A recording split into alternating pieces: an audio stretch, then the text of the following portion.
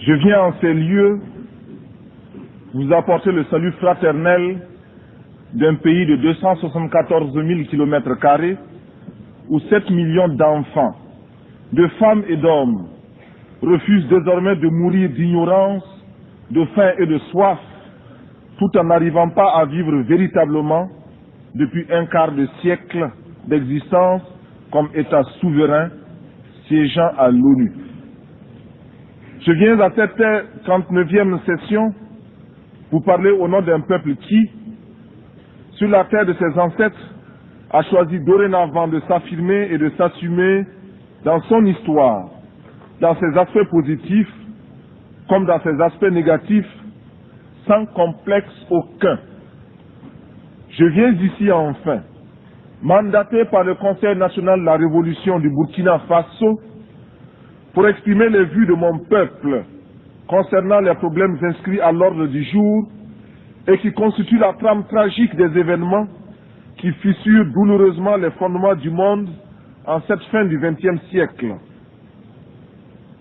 Un monde où l'humanité est transformée en cirque, déchiré par les luttes entre les grands et les semi-grands, battu par les bandes armées, soumises aux violences et aux pillages.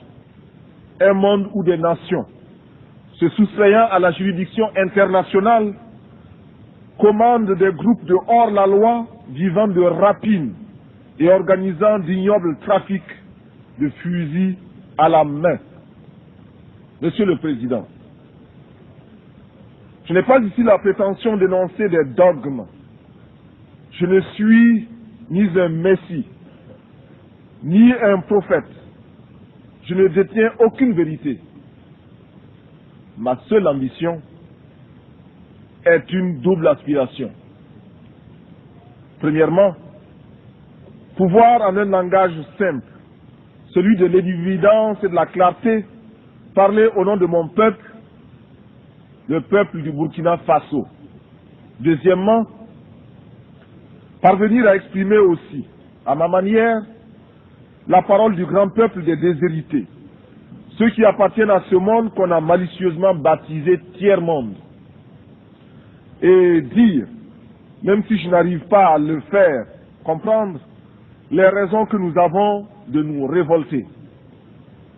Tout cela dénotant l'intérêt que nous portons à l'ONU. Les exigences de nos droits y prenant la vigueur et la rigueur de la claire conscience de nos devoirs.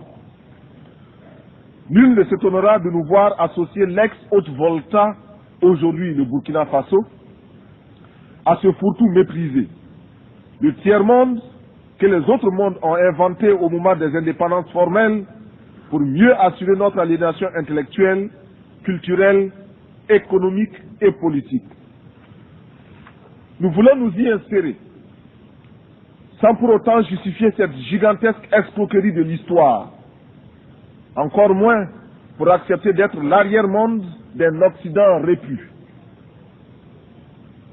Mais pour affirmer la conscience d'appartenir à un ensemble tricontinental et admettre, en tant que non-alignés et avec la densité de nos convictions, qu'une solidarité spéciale unit ces trois continents d'Asie, d'Amérique latine et d'Afrique dans un même combat contre les mêmes trafiquants politiques, les mêmes exploiteurs économiques.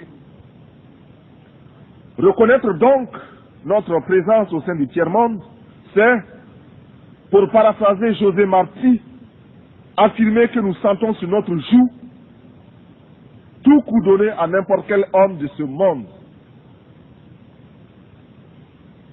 Fin de citation.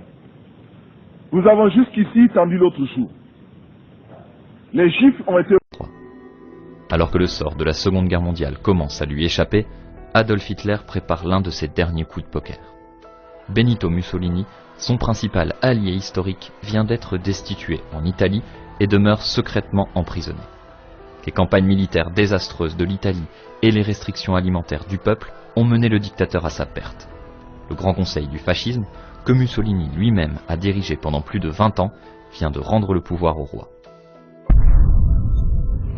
Pendant que les Alliés débarquent en Sicile et tentent de former une alliance avec l'Italie du Sud, Hitler est contraint d'envahir. Bien longtemps d'avance,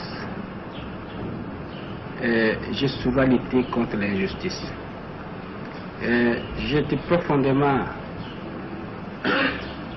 éduqué dans la doctrine, pour ainsi dire, vraiment chrétienne. J'avais ce sentiment et mon père, ma mère m'ont toujours dit il ne faut pas être méchant, il faut être bon envers les gens, même quand on vous a frappé, il ne faut pas répondre. Et alors je n'ai jamais compris dans ma vie pourquoi à l'école on nous enseignait il faut être bon, il faut la charité chrétienne, il faut l'amitié entre les hommes.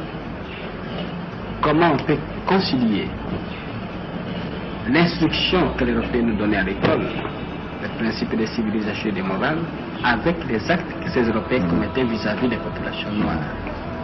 Et c'est en faisant cette observation au jour le jour, à comparer les principes qu'on nous enseignait, les actes que ceux qui nous enseignaient commettaient. Et alors, je voyais chaque fois la contradiction. C'est alors que j'ai commencé à prendre de plus en plus conscience, n'est-ce pas,